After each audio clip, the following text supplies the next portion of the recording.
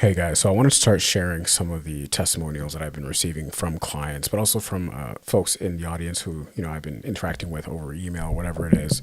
So this is Marcus. He's a fellow agency owner. He was nice enough to give me a real nice testimonial about how my content and some of the stuff that we've been speaking about in private has helped him completely turn around his campaigns.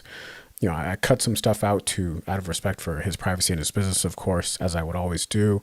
But this was just a really nice conversation that I just want to have documented on this channel. Of course, I made sure to receive his permission, of course.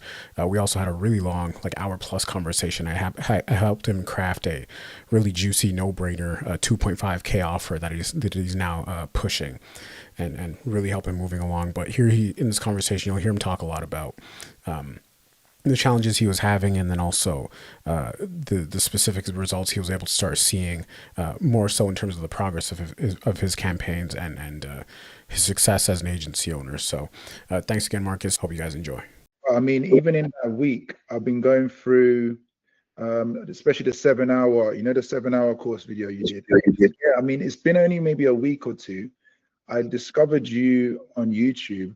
I don't even know how I discovered you on YouTube. Maybe I was typing in something to do with AI lead generation or cold email, because I've got a cold email agency as well, doing something very, very similar to you. That's why this has been so beneficial for me, because whereas there's lots of people online that maybe are talking about lead generation, but maybe they don't specifically have a cold email agency of their own. They don't quite have the finer details of the little bits and pieces that you had mentioned that were just so perfect to my current situation. Like little things, like even at one point you were talking about the difference between doing like the Loom call campaigns versus the lead magnet campaign versus just the direct campaign. That thing was really important for me, because I've been in the same dilemma myself. I've been testing all these different methods to basically run these campaigns, and just hearing from yourself saying, oh, you didn't want to do the lead magnet campaigns because it's just like it was a lot of effort. People would be greedy, you're saying, isn't it? And they would take it. I've been dealing with that a lot. So hearing you share that you've been now pivoting to just doing direct, little nuggets like that were really helping. But I mean, even still, I can tell you things I've done. So for example, one thing I've done is my cold email actual copy in the first place, it was just way too long.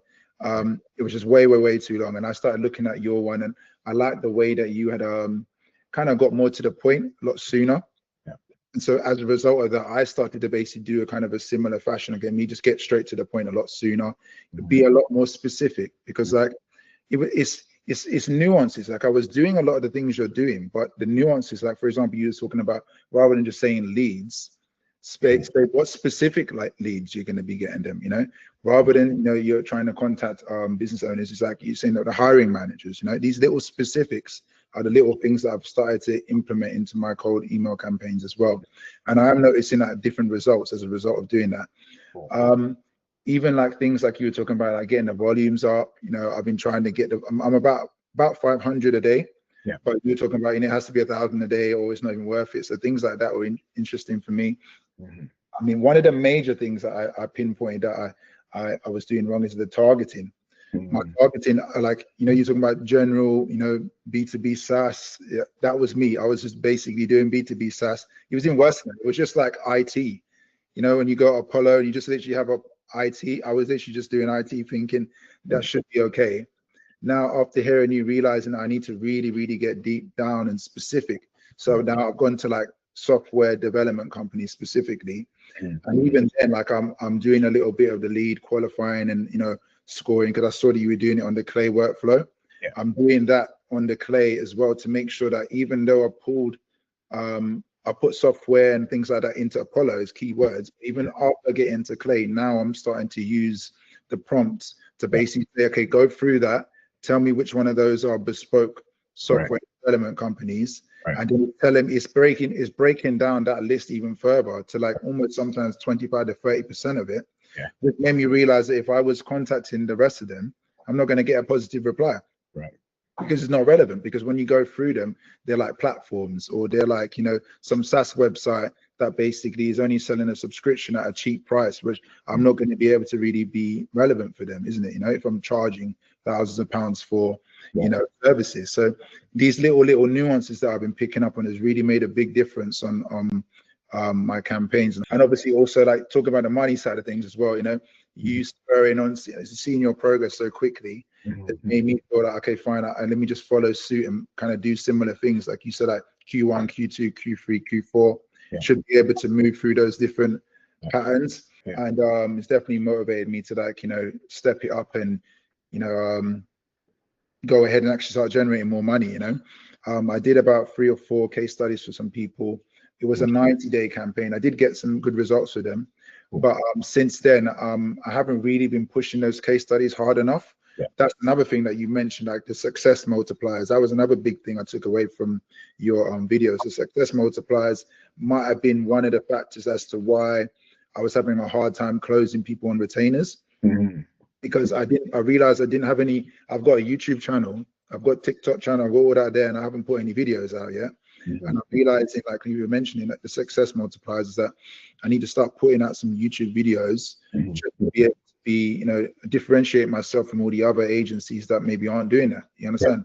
So, all these little things that you had mentioned that have just been really improving my game, I feel, in terms of, like, you know, the cold email agency. Well, Marcus, I can't express in just in words how much I appreciate that, because I just, you know, today was video. I don't want to lie to you. Hold on. Today was video number 89. Wow. And it helps me. It reassures me that this stuff is helping people. You know, Of course.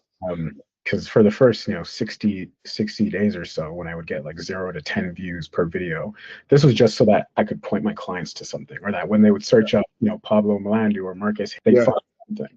Yes, of course. That's all this was ever for. It was never to, you know, build a newsletter or any of this. It's kind of it's a success multiplier, right? The cold email stuff, you know, between scraping leads from Apollo, Clay workflows, and just the copywriting, that is something you can hire someone that they'll know how to do it.